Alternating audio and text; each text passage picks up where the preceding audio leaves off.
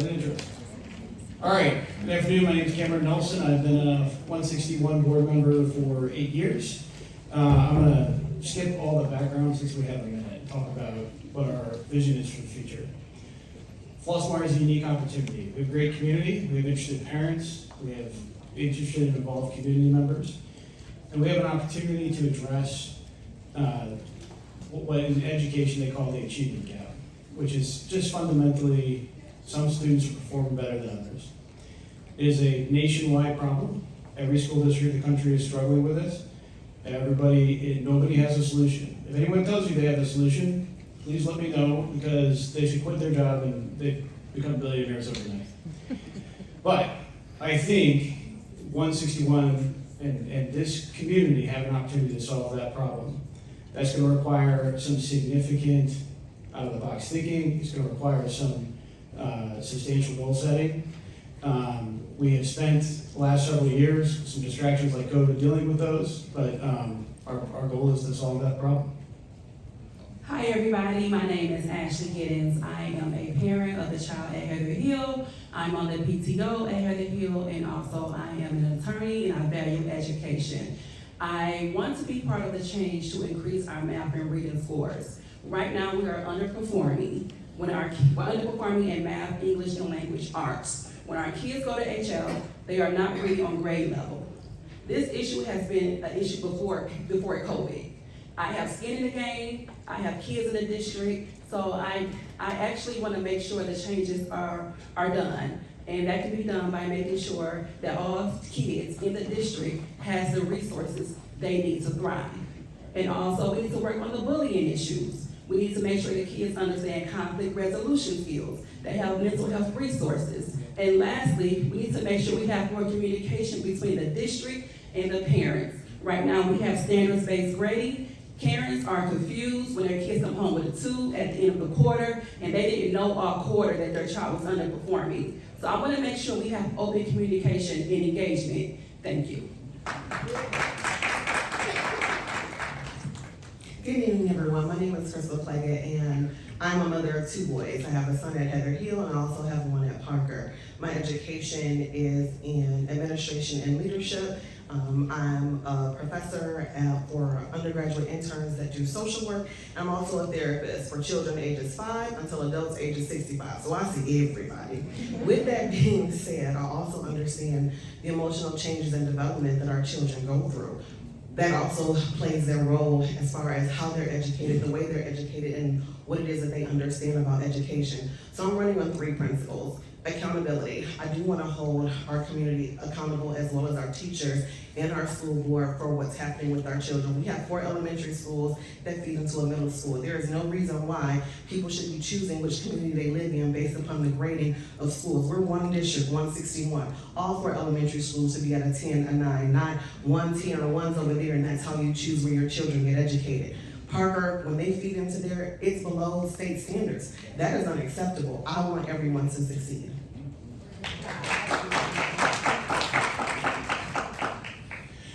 How you doing, everyone? My name is Dr. Trey. Yes, the hip hop reference is intentional.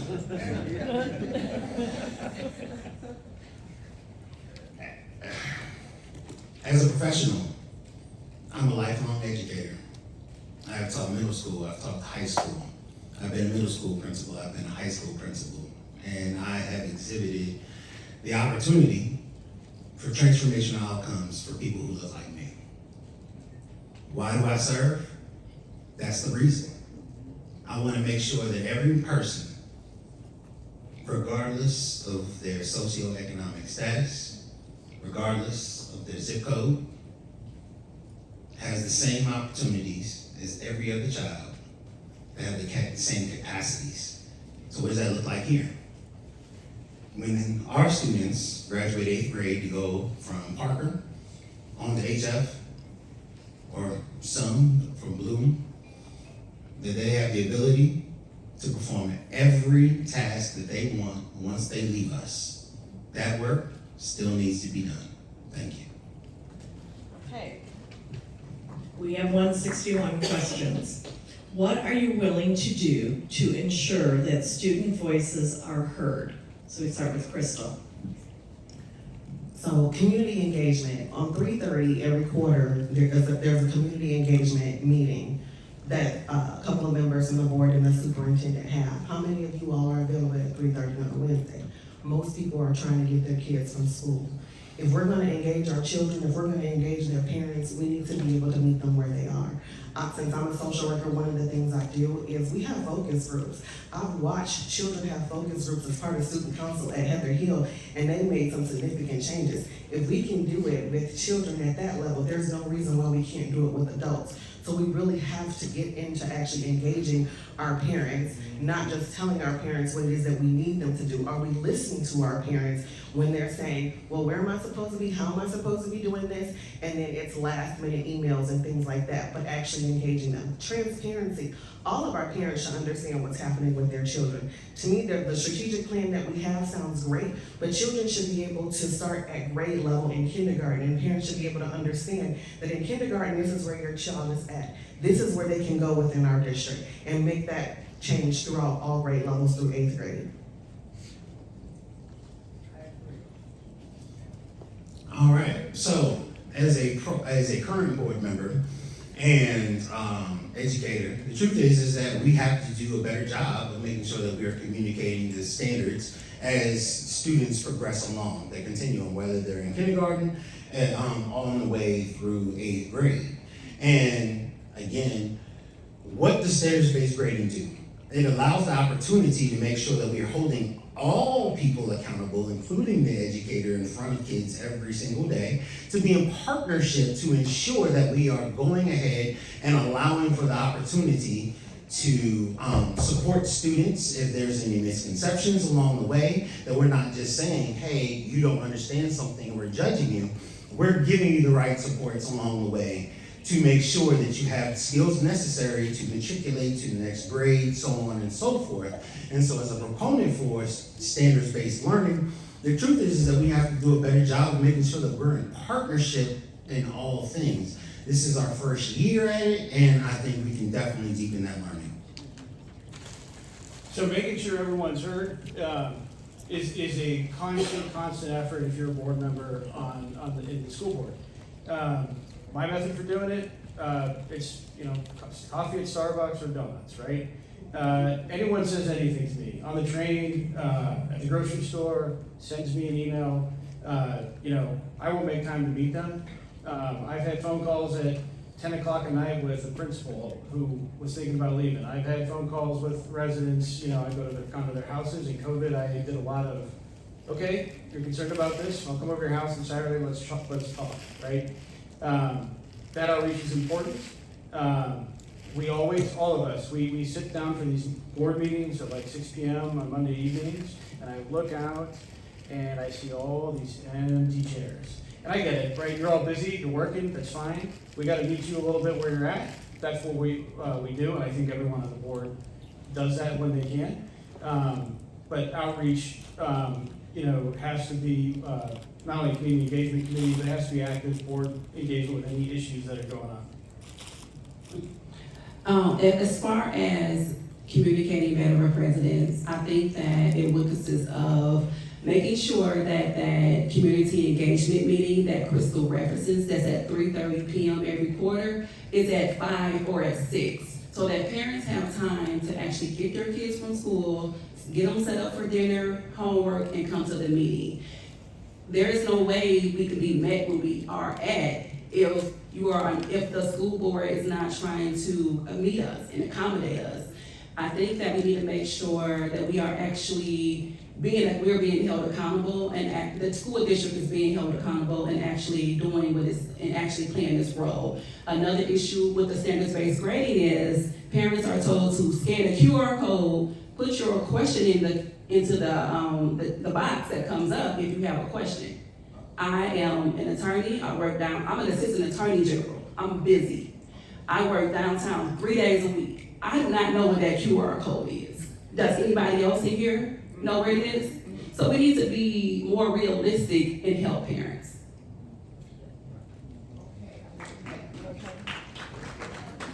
I apologize, I passed student, so we'll do it the right way. What do you plan to do to increase dual credit at HF? Okay. There we go. I mean, I haven't thought about it. There's a noticeable shift in the student-teacher support and overall school culture from the elementary schools to District 161 to Parker. What factors do you feel contribute to these challenges, and what measures can be taken to ensure a smoother transition, a more supportive learning environment, and improved safety for students at Parker? I think that's in my wheelhouse. All right, so the truth is that you go from elementary school, which is a K-5 environment, to a 6-8 environment, and you go from seeing a few teachers to seeing a whole lot more teachers. So the first thing we need to do is make big communities feel small, so that kids have an opportunity to have a trusted adult to be able to talk through things, because honestly, if anyone who's ever had a 6th, 7th, or 8th grader in their home, they know that they're going through stuff, lots of stuff.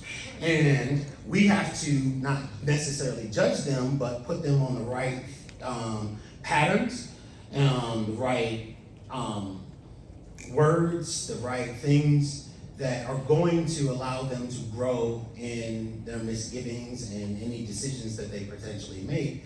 Again, it's without judgment, but they're actually the right things to do. And so the hope is by making our big communities feel a bit smaller, that we actually see our students and are able to then respond to our students.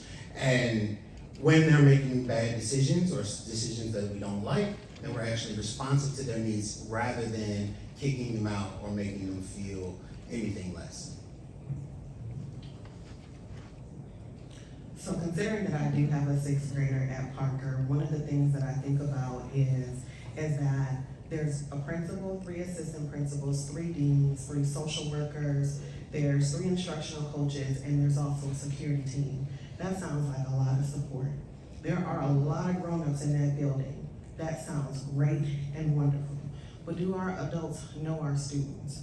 Do our students fully know our adults? We have to get them involved with each other.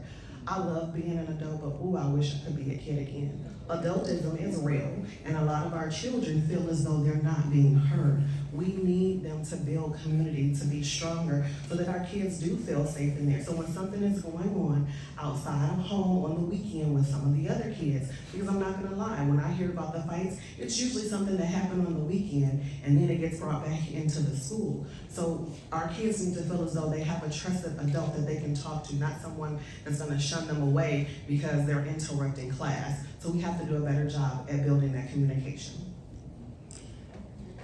I definitely agree with that. I'm concerned that we have a large security team at the school, but we're not teaching the kids conflict resolution. Day 1 of school, let's have orientation. Everybody, we're gonna talk about conflict resolution, what it looks like, and how we have to respect one another. If you are having a bad day, stay away from that individual. They are still kids at the end of the day. Let them go through their day, go home, sleep on it, and come back the next day. Kids are kids. They probably will forget about what happened the day before. But we have to nip things in the bud and not let things foster, because that's how fights happen. So I'll start with the why first. Why do we see a difference in the junior high and the high school? And a good chunk of the why is with social media and all the things the kids are exposed to, in my opinion, it's tougher to be a junior high kid, right? They get a lot of bad ideas. You know, there was a TikTok video where they, for at one point, they thought it would be cool to go to bathrooms and tear stuff off the wall, right? I mean, they get flooded with more bad ideas than any of us had to deal with when we were kids, right? And so that's the why. What do we have to do about it? We have to be extremely agile. I'll give you one example. I'll give Tracy credit, because there is credit for this. Behavior attendance grades reports that the district is doing. We had, a start of a school year, last school year, where, the numbers we were seeing on that front were no good. We said, look, we need a solution now. And we rolled out that behavior attendance grades report, which I know that Trey at least had part of the idea to get the administration to do that. So we're monitoring those students, kind of weekly, like, are you coming to school? Are you getting in trouble a lot? Are you struggling with grades? We're not waiting till the end of the semester to deal with that, we're getting in there right away. Awesome. So we'll start with Ashley this time. Why are the boys struggling the most, and how do you plan to address their needs? The boys are struggling the most because there aren't many activities that cater to them. So there's Girls on the Run after schools, and so that's their mentorship opportunity. But what I have done is at Heather Hill, if I'm given the opportunity to be part of the school board, I would like to do it for all of the schools in the district. I have been part of making sure Heather Hill has a career day. This is their first career day. It will take place this Friday. I have my mentor, Appellate Justice Alan Walker, coming to talk to the boys, well, to all of the kids, but I specifically wanted a black man who's an appellate court justice to come and talk to the kids, especially to resonate with the boys, so they can understand that I too can have something, a profession of this level, and that they can have dignity and understand that they have opportunities in this world. So one of the things that I made a suggestion of in the beginning of the school year, because my son was also someone who said, we don't have anything, there are schools on the run. And so I talked to the principal about a mentoring program. Heather Hill has started a mentoring program. So looking at what that looks like across the board throughout all of the schools, so that way the boys can be engaged. Yes, boys have feelings too. They do like to talk. They sometimes, I want to say, talk more than the girls do. And they have a lot to say. And so being able to have that platform, and also being able to meet them where they are and ask them what is it that they're looking for, what is it that they would want to do. I feel that we fail them in that way by not asking them what it is that they want. So definitely getting more active with asking them what they want, so that way we can meet them where they are. And whether it's having soccer at the school, right, for our elementary school, I will say Parker has a plethora of physical activities, but maybe we can increase the amount of kids that are able to do those as well. Yes, so I am a parent of a 6th grader at Parker, and the truth is that my young man is actually trying to figure out his identity. Who is he from a 5th grader at Flossmoor Hills, and who is he now as a 6th grader in Parker? And the truth is he dresses different, right? He showers now, without provocation. I mean, I hope he's not watching. But the truth is that now he's trying to figure himself out, right? And I'm feeling like at Parker, it is really super important that we're being responsive to that space and time, right? Who am I? Who am I independent of my family? And how do I, and I think the school's responsibility is, how do I infuse the right values inside of him, so regardless of all of the conversations that are being had at the national level, but that the truth is that we're actually instilling the right values, which we've actually started doing at the 6th grade and 7th grade, 8th grade level around character development. It's got some time to develop, but the truth is like they're having the right conversations, like who is the human in front of me? What is empathy? And there's room for growth around that, but yeah. So I might disagree just a little bit that it's the boys, it's everyone. All the students are struggling, not 100% of them, right? 30% of the students coast through junior high with no clue what's going on, and they do just fine, right? But the others don't. And we need a little help. We're all the community, right? As a school board member, when you're sitting on the school board, you're trying to help out those parents who are busy working, et cetera. But we also need a little help from parents, because we've been working hard to get teachers, helping promote those cultural messages, but at the same time, we need kids to be engaged. We've rolled out, change the contracts so there's more stipends. I had a parent call me a little less than a year ago, why don't I have a golf team? I said, well, you can have a golf team. Got a golf team set up in, less than a month. The school board regardless of the outcome of the election, I'm confident that the school board will support any of you with anything you need on that engagement piece. We want more in school activities. We want kids to have things to do. We want them to be engaged to help, deal with that struggle they're having.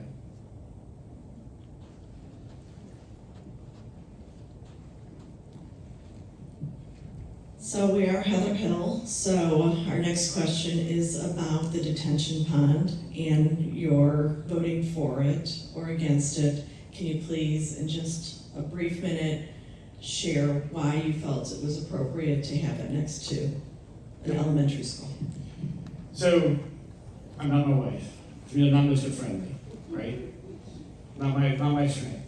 Here's what I'll tell you about the detention pond. I understand it's an important issue to the Heather Hill community, but we have this massive project we're trying to do, right? We're trying to make kids in school perform better. We want our kids to be well above state standards. We want our kids to be excelling. We want Flossmoor for your kids, for your homes, for your tax values. We want it to be the best in terms of education. So, retention pond. First time we came to the board, I remember I see Mr. Lanier in the audience. He was calling me for a whole year, asking about, what about tennis court? What about tennis court? I would tell David, I don't care. And so, it's not that I don't care about your feelings. And I did agree with David, they should get the tennis court replaced. But it's because it detracts from the mission. The mission of the school board is to get those kids where they need to be educationally. So, I'm not saying I don't care, I do care. But when it comes to making a decision for the school board, nothing about the retention bond debate advanced that mission. You two can't answer, so.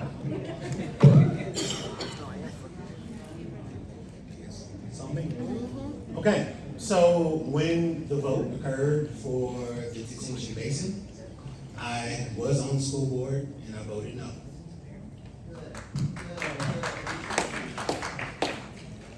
I voted no for a very specific reason, is that being on the school board means that I'm actually in service of the people that I'm there to be in service of.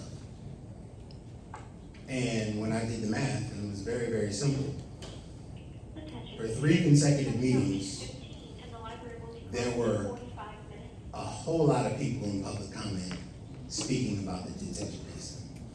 And the truth is that it was overwhelming that the people in Heather Hill did not want this. I then went to Heather Hill and walked it myself and saw it for myself, and then said, would I be really happy if 90% of my backyard was taken? I would not. So when you look at the math and the numbers, the truth is that the community didn't want it, they didn't feel safe, and I would not want to be a proponent of anything that the community that I'm there to serve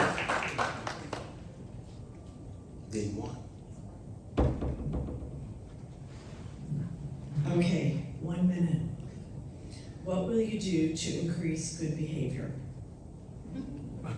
Ms. Johnson. All right, good behavior. Training the teachers and better engagement with the students and how they engage with the student. Extracurricular activities, better engagement, more sports teams, getting the kids involved. We want every student to have at least one extracurricular at Parker and in the junior highs. That gets them engaged in the community. We took away their cell phones, right? That was a behavior piece. The first thing they always ask for when you sit down with the junior high kids, what do you want? So you want our cell phones back? I'll probably say, you're never getting them back. It makes me happy when you guys ask for it. It's not happening. Addressing discipline when it happens, being agile and responding to discipline. Community engagement, to the extent we can get it. Not want to burden parents who are excessively busy working, but those who have the time, we need your engagement. That helps with behavior. So, sports, grades, culture, discipline, that's how you get the job done. I think the best way to engage the kids is to actually talk to them. Maybe have a day where you do a listening tour, you go to each school and you have them come in the gym, and you just have them let you know, give you ideas as to what they want. I think the issue with with Flossmoor and with the school district that we have is we're telling people we're being told what we're going to have and what we will have coming in our backyard or in our village. We need to stop doing that and actually communicate to people. And these kids are smart. They are involved in sports. So if we're going to add any extracurricular activities, let's ask them what they want. You know, I think it's good we started a golf team, but they had to get their own golf clubs. So if we're going to do something, we need to do it from A to Z. So to me, to have good behavior from kids, we also have to model good behavior as adults. And that modeling of good behavior as adults is how we communicate with each other. If we can't communicate with each other right, we don't communicate with our kids right. And our kids do the exact same thing that we do.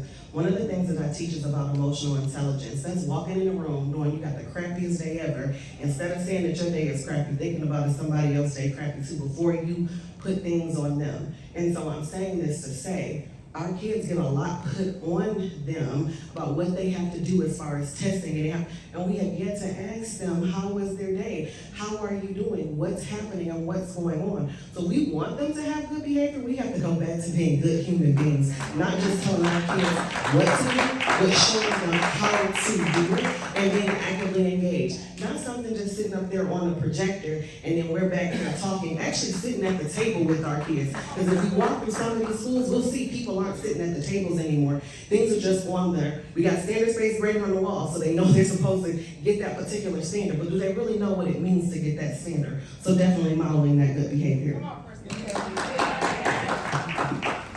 I think Crystal's point was amazing. The truth is that students need to understand what does it mean to be a good human. And if you don't have anyone to teach you what that means, you're going to make that up for yourself, and or like how a lot of us were raised, is that the truth is that we made it up as we went along or we listened to our friends. If you don't have trusted adults in the school system, people that you can go to, hell or high water, sorry for the language, see my man back there. If we don't have people that we can go to, then we're just gonna be flying blind. And the truth is creating spaces and places where kids feel like, hey, I'm feeling something. Where can I go? Who can I talk to? And making sure that every single student that comes, in addition to activities, in addition to the teachers that are my grading, you know, who are holding my grades over my head, but I got people that I actually trust, that I value, that value me.